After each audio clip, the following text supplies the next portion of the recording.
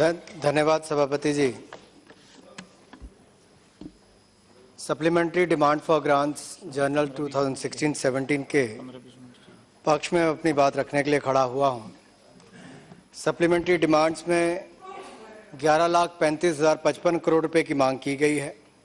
इसमें से लगभग 11,20,267.44 करोड़ टेक्निकल सप्लीमेंट्री से जुड़ा हुआ है।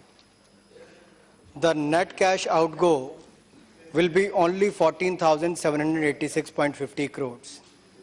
This is proof of prudent fiscal management of this government, saving of the ministries and enhanced receipts.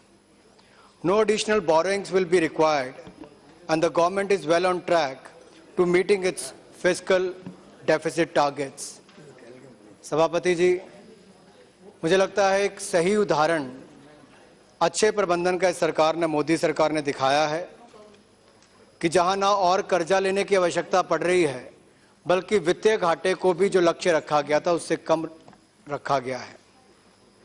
हालांकि पूर्व की सरकारों में जहां एक और महंगाई पर रोक नहीं लगा पाते थे, वहीं पर वित्तीय घाटे पर भी इनकी कोई पकड़ नहीं थी, वो भी लगातार बढ़ता चला जा रहा था।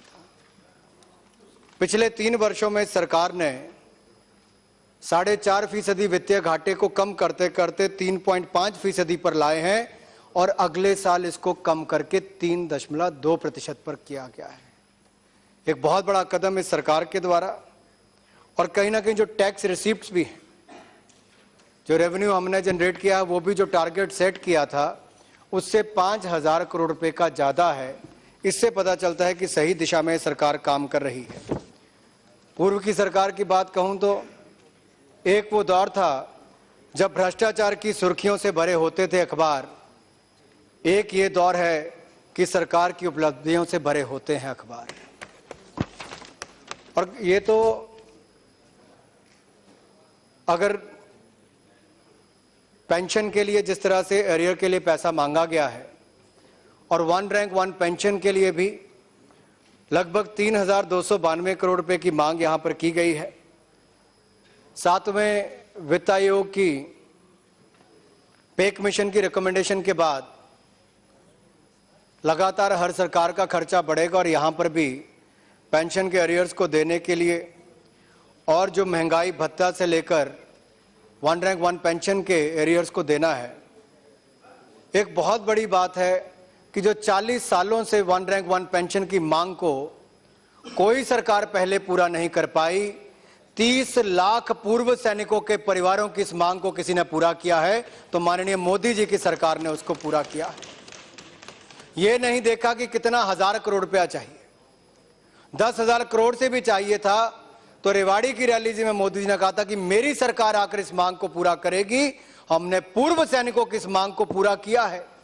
जहां बाकी राजनीतिक दलों के लोग आदर्श स्कैम जैसे स्कैम से जुड़े रहे, जो पूर्व विधवाओं के लिए बने थे, उनके फ्लैट्स को तक लेने में लगे रहे, हमने आदर्श काम करके दिखाए, ताकि हमने उन परिवारों के लिए काम करके दिखाया है। डीओटी के प्रोजेक्ट्स के टेलीकम्युनिकेशन के लिए 1,500 करोड़ रुपए की मांग की गई और उसमें भी यूनिवर्सल सर्विस ऑब्लिगेशन फंड को एडिशनल ट्रांसफर देने की बात कही गई है, ताकि जो हमारा भारत नेट प्रोजेक्ट है कि देश की 2.5 लाख पंचायतों को ब्रॉडबैंड कनेक्टिविटी के साथ जोड़ा जाए। सोचा तो पहले की सरकारों ने भी था, लेकिन कदम नहीं उठा पाए। हम ना केवल 2.5 लाख पंचायतों को जोड़ेंगे, बल्कि वहां पर वाईफाई की सुविधा भी उपलब्ध करवाएंगे, ताकि डिजिटल भारत के प्रोग्राम को हम आगे ले जा सकें। ये मोदी सरकार के एक बहुत सराहनीय कदम है। इसका टारगेट हमने दिसंबर 2018 तक का रखा है और सभापति जी बिल्कुल सही दिशा में ये काम चल रहा है, क्योंकि इस कमेटी का मैं चेयरमैन भी हूं पार्लियामेंट की। हम लगातार इस पर भारत नेट के प्रोजेक्ट्स को देखते हैं। इलेक्ट्रॉनिक मैन्युफैक्चरिंग हब्स देश में बने, एक बड़ा सराहनीय कदम इस सरकार ने उठाया है कि अगर फॉसिल फ्यूल के अलावा किसी की इंपोर्ट सबसे ज्यादा है, तो हमारा फॉरेन एक्सचेंज सबसे ज्यादा इलेक्ट्रॉनिक आइटम्स पर खर्च होता है। हमारी सरकार बनने के बाद बहुत सारी इलेक्ट्रॉनिक मैन्युफैक्चरर्स ने इस देश में अपना पूंजी निवेश किया है, यहां पर मैन्युफैक्चरिंग की शुरुआत की है और इससे सरकार के डिजिटल इंडिया कार्यक्रम को और गति मिलेगी। यही नहीं, मुझसे पूर्व के वक्ताओं ने किसानों के बारे में बहुत सारी बातें कही हैं। ये केवल कहते थे, हमने करके दिखाया है। हमने कृषि कल्याण सेस लगाकर कृषि कल्याण कोष भी बनाया है और उसके लिए 5,207 करोड़ रुपए का प्रावधान इसमें किया गया है, जो पहली बार स्ट्रक्चरल प्लान किसी किसान से जुड़ी हुई व्यवस्था के लिए किया है, तो मोदी सरकार ने किया है। उसके लिए मैं वित्त मंत्रालय को बहुत बहुत बधाई भी देना चाहता हूं। मुझसे पहले के वक्ताओं ने कहा कि किसानों की आय दुगनी कैसे होगी। इनको इस बात की खुशी नहीं कि दुगनी होगी, ये इस पर प्रश्न चिन्ह खड़ा करते हैं कि दुगनी कैसे होगी। मैं ये कहना चाहता हूं, आपकी कथनी और करनी में अंतर था। आपके 10 वर्षों में लोगों को खाद तक नहीं मिल पाती थी, यूरिया नहीं मिल पाता था। मोदी जी के प्रधानमंत्री बनने के बाद हमने नीम की परत यूरिया पर चढ़ानी शुरू की, नीम कोटेड यूरिया शुरू किया। पिछले 2.5-3 वर्षों में एक दिन भी खाद या यूरिया की कोई कमी हमारी सरकार ने नहीं आने दी। और केवल इतना ही नहीं, इसको किसान कल्याण कृषि मंत्रालय का नाम भी दिया गया। केवल नाम नहीं, काम भी वैसे किए गए। चाहे सॉइल हेल्थ कार्ड बनाने की बात हो, किसान के लिए क्रेडिट देने की बात हो, इंटरेस्ट सब्सिडी स्कीम की बात हो, ई-नाम योजना की बात हो, प्रधानमंत्री फसल बीमा योजना के माध्यम से करोड़ों नए किसान अपनी फसल का बीमा कराने के लिए आगे आए हैं। एक बहुत बड़ी उपलब्धि है, जहां किसान की पूरी फसल का बीमा होता है। आपकी सरकार तो इंसानों का बीमा तक नहीं कर पाई, हमारी सरकार ने तो किसानों की फसल का बीमा भी कराने का काम किया है। और यही नहीं, प्रधानमंत्री सिंचाई योजना में भी हजारों करोड़ रुपए का प्रावधान किया गया। सभापति जी, मैं ये कहना चाहता हूं, अगर किसान को खाद समय पर मिलेगी, हर खेत को पानी मिलेगा, बीज सही दाम पर मिलेगा, मंडी के साथ उसको जोड़ा जाएगा, पर्याप्त सुविधाएं उसको मिलेगी, मौसम पर निर्भर नहीं रहना पड़ेगा और मंडी के साथ जोड़कर उसको उचित दाम मिलेगा, तो किसानों की आय भी दुगनी होगी और हम ये सुनिश्चित करेंगे किसानों की आय दुगनी हो। पर मुझे लगता है खड़गे जी इससे खुश नहीं है, क्योंकि इनकी पार्टी के कई नेताओं पर आरोप लगते रहे कि हरियाणा में भी कई किसानों की, राजस्थान में भी कई किसानों की जमीन इनकी पार्टी के एक बड़े परिवार के व्यक्ति ने ले ली। उत्तर प्रदेश के अमेठी में भी राजीव गांधी फाउंडेशन ने एक सम्राट साइकिल वाले के लिए जमीन जो मिली थी, वो जमीन, फैक्ट्री तो चल ही नहीं, वो जमीन किसानों को वापस देने की बजाय राजीव गांधी फाउंडेशन। अगर इस सप्लीमेंट्री बजट में उनके जो अच्छे काम हैं या किसानों के लिए उन्होंने अगर काम किया है वो कहने दो। पिछली सरकार वो की, पिछली सरकार ये की, मोदी जी 70 साल से क्या किए। नहीं, सुनो, ये मोदी जी कहते 70 साल से क्या किए, इन्हों कहते क्योंकि इन्हों अभी आए हैं 10 साल से, तो इन्हों ये कहते हैं कि तुम्हारी सरकार ये कहती। अरे हमारी सरकार क्या कही वो हम बताएंगे, लेकिन तुम बार बार ऐसा करके तुम्हारे गलतियां मत छुपा लीजिए। जो आज बहुत से गलती किए हैं वो कर दे। नहीं, why should we say it is nothing to do with the supplementary budget. How can you restrict cycle का? नहीं, आपका साइकिल का, राजस्थान का हम कभी बोले सब कि आपके व्यापम का घोटाला खड़गे जी तुम करे। अगर कोई शब्द, अगर छत्तीसगढ़ में घोटाला, अगर कोई शब्द उनका संसदीय हो तो आपकी आपत्ति सही है, लेकिन अध्यक्ष जी, सभापति जी, ठीक, मैं केवल देखिए, जब तक मैंने किसानों के हित की बात की, खड़गे जी तब भी खड़े नहीं हुए, लेकिन उन्होंने खड़े होकर इतना भी नहीं कहा कि हाँ, राजीव गांधी फाउंडेशन ने जो जमीन ली थी हम किसानों को वापस करेंगे। नहीं कह पाए, ये नहीं कह पाए कि गांधी परिवार के लोगों ने किसानों की जमीन को वहां पर लेकर रखा है। हम चाहते थे कि ये कहते वहां पर, इसलिए कहना कि किसानों के हित में किसने काम किया है, हमारी सरकार ने किसानों के हित में काम किया है, काम करेंगे और उनकी आय को दुगना भी करके दिखाएगी तो मोदी सरकार करके दिखाएगी। और यही नहीं, ये मोदी जी ने सरकार बनने के बाद कहा था कि ये सरकार है तो गरीब की, असहाय की, मजदूर की, महिला की, नौजवान की। आप महंगाई को इतने वर्षों तक नहीं रोक पाए, हमने महंगाई पर ब्रेक लगाकर दिखाई। प्राइस स्टेबलाइजेशन फंड का भी प्रावधान किया, 3500 करोड़ रुपए का हमने वहां पर प्रावधान किया है। और मैं यह भी कहना चाहता हूं कि इससे किसानों को भी और उपभोक्ता को दोनों को लाभ मिलेगा, ताकि फ्लक्चुएशन मार्केट में ना हो, फ्लक्चुएशन मार्केट में ना हो, आम आदमी को, उपभोक्ता को पैसा ज्यादा खर्च ना करना पड़े और किसान को भी नुकसान ना हो। इसके लिए सरकार ने उचित कदम उठाया है। 13.5 करोड़ किसान इस देश में है, 85% मार्जिनल फार्मर है जिनकी 1 एकड़ से कम भूमि है। वो केवल इसलिए उगाते हैं कि अपने परिवार का पेट भर पाए, लेकिन उनका बारे में भी किसी ने सोचा है तो मोदी सरकार ने सोचा है। 8.5 करोड़ परिवार ऐसे हैं, लगभग 35 से 40 करोड़ लोग ऐसे जो आज भी गरीबी रेखा के नीचे रहते हैं। उनको गरीबी के रेखा के नीचे रखने के लिए किसी ने मजबूर किया तो उस पार्टी ने जिसने 70 में से 60 साल इस देश में राज किया है। गरीब को और गरीब करने के लिए इंदिरा गांधी जी से लेकर सोनिया गांधी जी से राहुल गांधी जी तक सब ये कहते रहे गरीबी हटाओ, इस देश का गरीब मिट गया, लेकिन गरीबी नहीं मिट पाई। और इसके लिए कांग्रेस को देश से माफी मांगनी चाहिए। हम गरीब के उत्थान के लिए काम कर रहे हैं। कांग्रेस आज तक कहती रही लुक ईस्ट, ये ईस्ट की ओर देखते रहे, पूर्वोत्तर राज्यों की ओर देखते रहे। आज इसीलिए पूर्वोत्तर के राज्यों में भी ये चले गए। हिनोंग जी मेरे बड़े अच्छे मित्र हैं, ये पूर्वोत्तर के राज्यों में भी इसलिए चले गए क्योंकि ये देखते रहे, लेकिन हमने वहां पर काम करने का शुरू किया। चाहे रेलगाड़ी की बात हो, रोड की बात हो, वहां पर बाकी विकास की बात हो, हमने लुक ईस्ट नहीं एक्ट ईस्ट पॉलिसी पर काम किया है। मनमोहन सिंह जी वहां से आते थे, पूर्व प्रधानमंत्री जी, लेकिन पूर्वोत्तर के राज्यों के लिए कर नहीं पाए। असम के दंगे हुए, केंद्र से यहां पर फौज वहां पर नहीं पहुंच पाई, जो यहां की सरकार में रहते हुए अपने जहां से सांसद चुनकर आते थे वहां के लिए नहीं कर पाए, हमने वहां पर भी किया है। इसलिए उत्तर प्रदेश से लेकर उत्तराखंड से लेकर मणिपुर पूर्वोत्तर तक भी पहुंची है, तो मोदी की गूंज वहां तक पहुंची। और एक बात की तो मैं श्रेय उमर अब्दुल्ला जी को जरूर देना चाहूंगा, बड़े विजनरी लीडर हैं, पहाड़ों से आते हैं लेकिन बड़े विजनरी हैं। उन्होंने कहा 2019 तक छोड़ दीजिए, 2024 का सोचिए। मोदी जी ने देश को एकजुट करने की बात कही थी, आज का मीडिया तो विपक्ष को भी एकजुट करने में लगा रहे, भाई मोदी से लड़ना तो एकजुट हो जाओ। अरे खड़गे जी कहां गए? जैसे वो गई वैसी कांग्रेस चली गई। कृषि के बाद अगर हमारे देश में सबसे ज्यादा रोजगार कोई देता है और रीढ़ की हड्डी में कहूं तो देश की अर्थव्यवस्था का कुछ है तो एमएसएमई सेक्टर है, माइक्रो स्मॉल मीडियम एंटरप्राइज। और इसके माध्यम से सभापति जी 8 करोड़ लोगों को रोजगार मिलता है, 45% से ज्यादा इसका शेयर एक्सपोर्ट में है।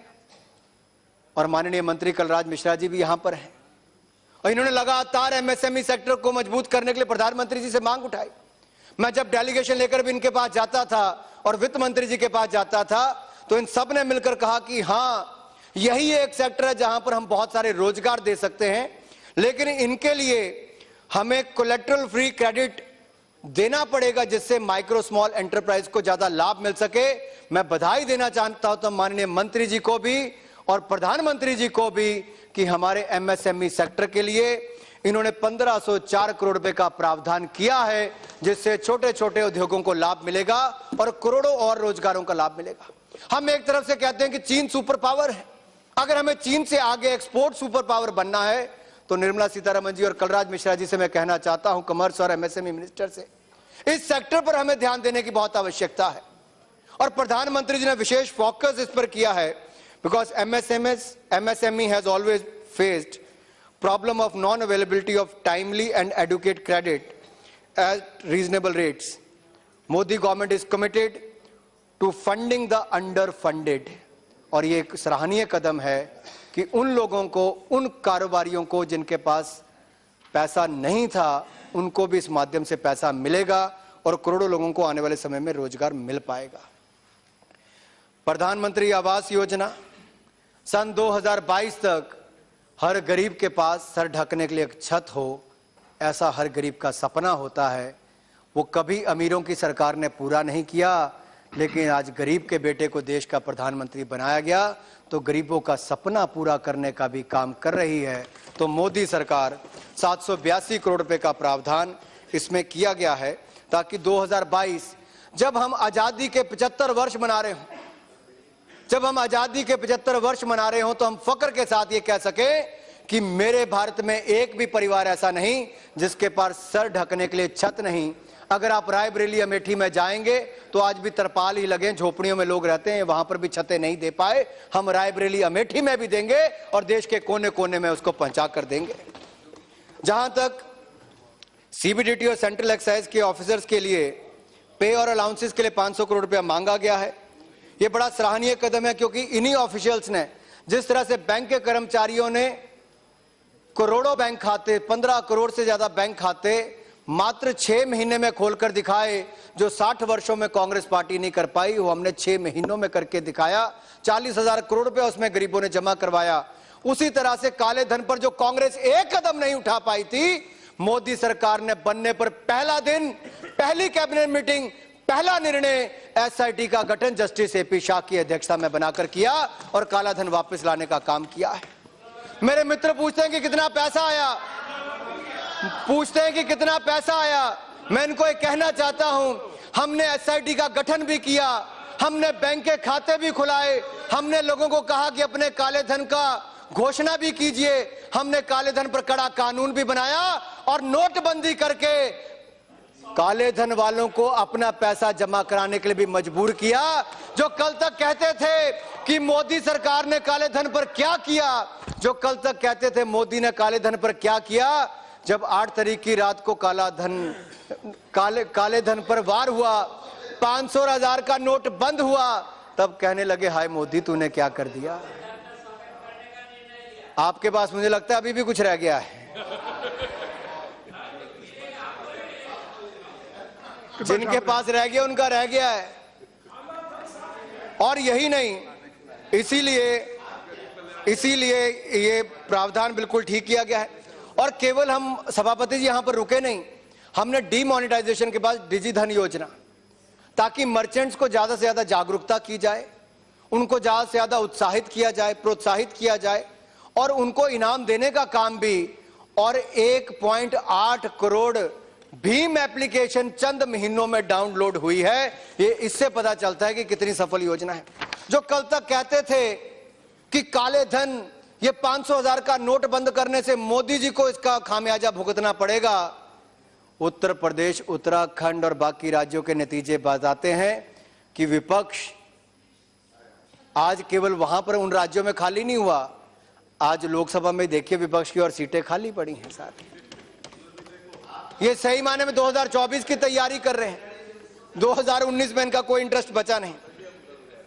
195 करोड़ रुपया इंफ्रास्ट्रक्चर डेवलपमेंट और सेफ्टी, कोयले की खदानों में कैसे हो, सर्विलेंस सिस्टम कैसे लगाया जाए और इलीगल माइनिंग पर रोक कैसे लगाई जाए, एक बहुत बड़ा कदम है सभापति जी। क्योंकि पिछली सरकार के समय कोयले की खदानें 204 बगैर कोई नीलामी किए आवंटित कर दी गई थी। 2 लाख करोड़ रुपए के घोटाले की बात आई, सुप्रीम कोर्ट ने नीलामी रद्द की। हमने 204 में से केवल 72 कोयले की खदानों की नीलामी की और 4 लाख करोड़ रुपए के लगभग देश के खजाने में इकट्ठा किया। तो नरेंद्र मोदी की सरकार ने किया है, जिसके लिए मैं सरकार को बहुत बहुत बधाई देना चाहता हूं। 2041 करोड़ रुपया, मेरे 10 मिनट हुए अभी, देखिए नहीं 25 मिनट, 20 मिनट हो रहे। सेंट्रल रोड फंड के लिए आपने 2041 करोड़ रुपए की बात कही। आप आंकड़े देखिए कहां पर आज हम खड़े हैं। पीएमजीएसवाई में 2012-13 में यूपीए की सरकार में 8,386 करोड़ रुपया खर्च हुआ। हमने पिछले साल 19,200 करोड़ रुपया खर्च किया है और 70 किलोमीटर सड़क से बढ़ाकर 140 किलोमीटर सड़क एक दिन में बनाने का काम हमारी सरकार ने किया है। जहां नेशनल हाईवे इनकी सरकार के समय मात्र 6 किलोमीटर एक दिन में बनते थे, हमने 23 किलोमीटर नेशनल हाईवे एक दिन में बनाने शुरू किए हैं। मेरा छोटा सा हिमाचल प्रदेश है, 61 नेशनल हाईवे, 3 4 लेन के प्रोजेक्ट, 62,000 करोड़ रुपए की सड़कें हमें एक साल में मोदी सरकार ने दी, जो 70 सालों में बाकी नहीं दे पाए थे। मैं बहुत बहुत आभार इस सरकार का करना चाहता हूं। 3,000 करोड़ रुपया एनडीआरएफ के लिए, नेशनल डिजास्टर रिस्पांस फंड के लिए दिया गया है, ताकि कोई त्रासदी घटे तो 24 घंटे के अंदर स्टेट यूनिट्स वहां पर, मैं खत्म कर रहा हूं, मेरे 2 पॉइंट रह गए। त्रासदी हो तो 24 घंटे में आप रिस्पॉन्ड कर पाए। उत्तराखंड में भी बड़ी त्रासदी हुई, लेकिन वहां की सरकार विफल रही। जो आपदा प्रबंधन के लिए पैसा दिया गया वो भी खाने में लगी रही। जिन्होंने आपदा का पैसा खाया, जिन्होंने त्रासदी का पैसा खाया, आज उनके साथ ऐसी त्रासदी हुई कि 70 में से 57 सीटें हम जीते, उनका नामो निशान नजर नहीं आया, उनका नामो निशान नजर नहीं आया। क्योंकि त्रासदी के समय भी अगर आप वैसा पैसा खाओगे तो जनता उसका जवाब देती है। जो यूपी में गंगा का प्लान को रोकने के लिए तैयार खड़े थे, आज उनको भी वहां से बहना पड़ा बाहर, वो भी कहीं नजर नहीं आए। नेशनल इन्वेस्टमेंट फंड में 2845 करोड़ रुपए का प्रावधान किया गया है, ये ताकि एनपीएस जो पब्लिक सेक्टर बैंक्स के हुए वहां पर भी उनको कैपिटलाइजेशन के लिए, उनकी बढ़ाने के लिए, रिकैपिटलाइजेशन के लिए, और रेलवेज के लिए भी कैपिटल एक्सपेंडिचर के लिए पैसा का प्रावधान किया गया है। मेरे पहले के मित्रों ने कहा कि 10 लाख करोड़ रुपए से ज्यादा एनपीए अकाउंट हुए हैं, लेकिन इनसे पूछिए पिछले 10 सालों में जो विदेश में एक हमारा पूर्व सांसद भाग गया है, उसका किसने दिया लोन? यहां पर 10-10 बैंकों ने, प्रधानमंत्री कार्यालय से लेकर नॉर्थ ब्लॉक के वित्त मंत्री के कार्यालय से, किन मंत्रियों ने फोन किया और किन्होंने उसको पैसा दिया था? हजारों करोड़ उनको दे दिए गए, उनकी एयरलाइन तो ग्राउंडेड हो गई, लेकिन वो खुद विदेश में फरार हो गए। अनुराग जी, हो गया। और यही नहीं, ये लास्ट 2 पॉइंट है। रेलवे मंत्रालय में 2026, हो गया सभापति जी लास्ट 1 मिनट में खत्म कर, 2691 करोड़ रुपया रेलवे के नुकसान के लिए उनको रिम्बर्स किया जा रहा है। यह बहुत सराहनीय कदम है, क्योंकि पूर्वोत्तर के राज्यों में, जम्मू कश्मीर में और हिमाचल प्रदेश की भनुपली बिलासपुर लेह रेलवे लाइन जो हमें सीमा तक पहुंचाएगी, उस रेलवे लाइन के लिए भी इससे पैसे दिए जाएंगे ताकि सीमा पर हमारे सैनिकों को हर तरह की सुविधाएं मिल सके। इसके लिए मैं सरकार का बहुत धन्यवाद करता हूं। और सीएसटी में भी आप स्टेट्स को कंपनसेट करने के लिए 1384 करोड़ रुपया देने जा रहे हैं, ताकि जो प्रदेशों का भरोसा केंद्र से उठ गया था, कोऑपरेटिव फेडरलिज्म में आपने इस रिश्तों को और अच्छा बनाया है, और सीएसटी कंपनसेशन से आप जीएसटी को भी सफल लागू करवाने वाले हो। इसके लिए भी मैं आपको बहुत बधाई देता हूं। अंत में केवल इतना कहूंगा, डिजिटल पेमेंट पे आपने बहुत शानदार काम किया है, लेकिन केवल आपके माध्यम से मैं एक बात कहना चाहता हूं, ये जो बैंकों से पैसा निकालने पर आप फीस लगाने वाले हो, और जो क्रेडिट कार्ड पर भी फीस लगती है, डेबिट कार्ड पर लगती है, मेरा आपसे हाथ जोड़कर निवेदन है, आपने इंडिया पोस्ट पेमेंट बैंक तो बना दिया कि 50 रुपया भी कोई जमा कराएगा तो उससे पैसा नहीं लिया जाएगा, लेकिन कोई क्रेडिट कार्ड से करता है तो उससे 3% क्यों लिया जाएगा? ये विदेशों में बड़ी कंपनियां हजारों करोड़ कमाएंगी। कृपया करके इस पर उचित विचार कीजिए ताकि डिजिटल पेमेंट को उसको आगे जाकर लाभ मिल सके। इसका समर्थन करते हुए मैं आपका बहुत आभार करता हूं, और विपक्ष के उन मित्रों से कहना चाहता हूं, जरा आंखें खोलिए, देश आगे बढ़ रहा है, अच्छे दिन आ गए हैं, आप सहयोग कीजिए, 2024 का इंतजार कीजिए, देश इसी तरह से आगे बढ़ता रहेगा। आप सबका बहुत बहुत धन्यवाद।